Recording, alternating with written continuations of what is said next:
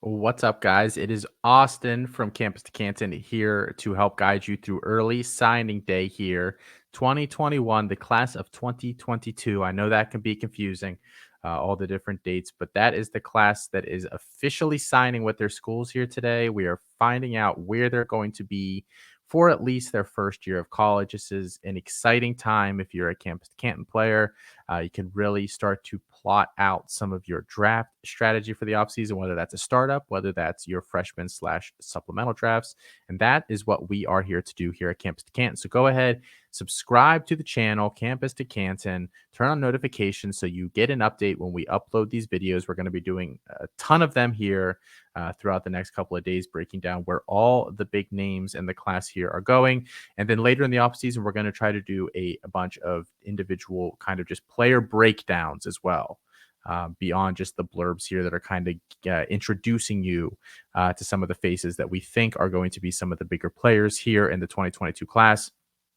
Nick Evers, big name quarterback here, had a bit of a tumultuous recruitment being involved with Florida there. Obviously, Dan Mullen was fired, new coaching staff, is signing with Oklahoma. A big signing, a big school for one of the top quarterbacks in this class, a kid that we all really like at Campus to Canton. 6'3", 188 pounds is Evers. He played his high school football at Flower Mound High School in Texas, and leaving the state there to go to Oklahoma. The rankings right now, the composite 24/7 composite has him as the quarterback 10 overall. 24/7 Sports has him as their quarterback 8.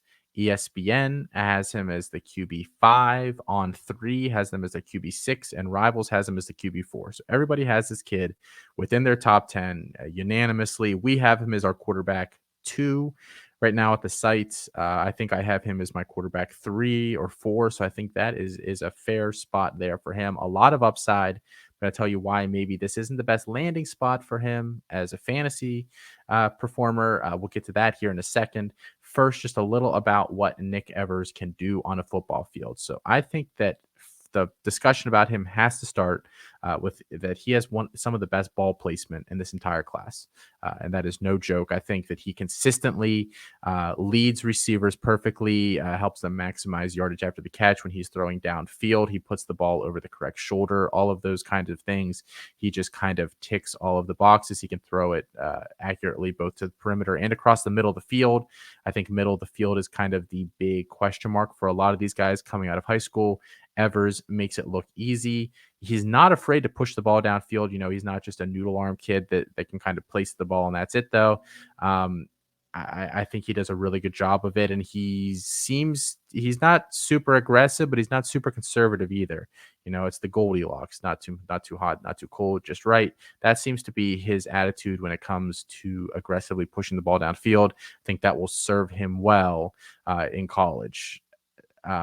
And I think, you know, beyond just ball placement and being able to put the ball downfield, I think he does a really good job of kind of just having a feel for how hard he needs to throw the ball. That sounds like a really stupid thing to say about a kid that's going to go play major Division I football.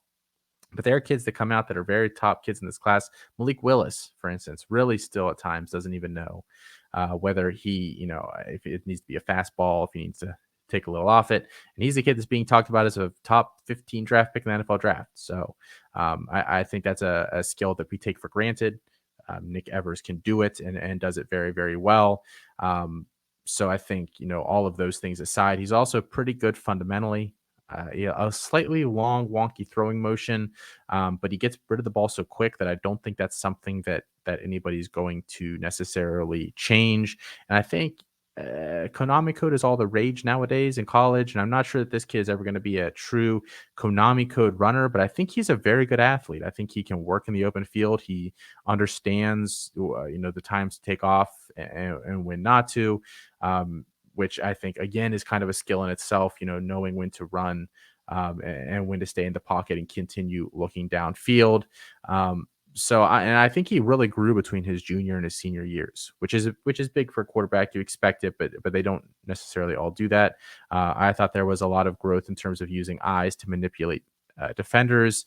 I thought that there was he got a little added a little touch to the ball. So I just think this kid is really, really good, and I think he continue to grow there. Now, some question marks about Nick Evers going to Oklahoma. Is this the best landing spot for him? I think it's a really good place for him to go develop. He'll be there with offensive coordinator Levy, who was formerly of Baylor, then went to Ole Miss, was the offensive coordinator under um, Lane Kiffin there.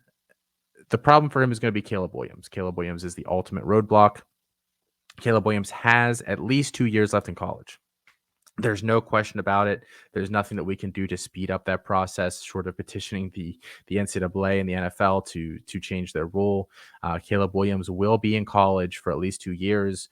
And it does not sound like he's leaving this offseason. There was speculation that he would follow Lincoln Riley to USC or go somewhere else.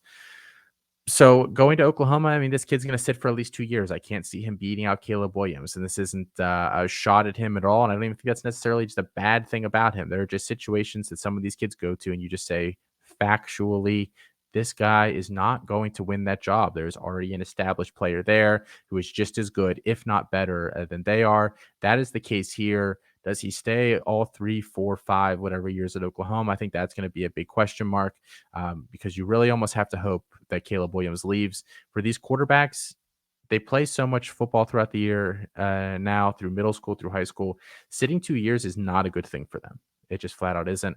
I believe there are only 3 quarterbacks in the NFL that have been drafted in the past 20 years. Tom Brady just doesn't factor into any of these things anymore, that have sat for at least 2 years to start their college career and then gone on to be an NFL starter. So less than 10% of NFL starters have followed that path.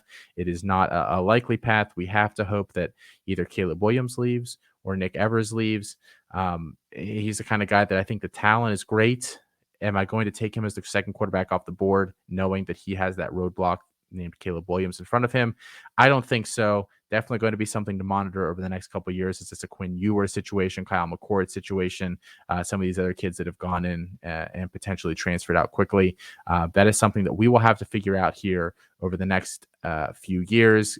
Like I said, guys, we're going to continue to be cranking out these videos over the next couple of days. Subscribe to the channel here and keep tuning in, and we will try to guide you the best that we can through this early signing period.